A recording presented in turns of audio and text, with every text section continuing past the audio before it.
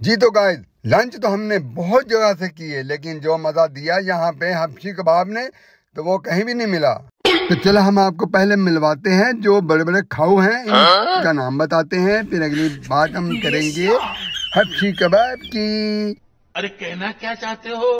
जी तो गाइस, ये तो आगे आपके अपने मिर्जा फखर, ये हैं जी महफिल को सजाने वाले हाजी कमर साहब। इनके साथ बैठे हुए हैं जी महफिल के सरपरस्त शहराज साहब, और ये सामने मुदब्बर साहब बैठे हुए हैं जी, और मुजम्मल साहब बैठे हुए हैं जी। ये हैं जी हाफिज शहजाद साहब, और ये जनाब सियालकोट की पहचान जो है हमारी जान, और मिर्जा फखर साहब।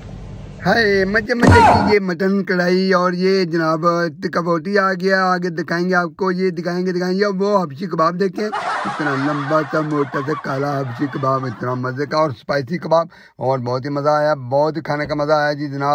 आज की दावत का एहतमाम करने वाले जनाब शहराज साहब और मुदब्बर साहब और मुजम्मल साहब का हम शुक्रिया, तहे दिल से शुक्रिया अदा करते हैं, और इंशाल्लाह फिर मिलेंगे। ओके, अल्लाह हाफिज़।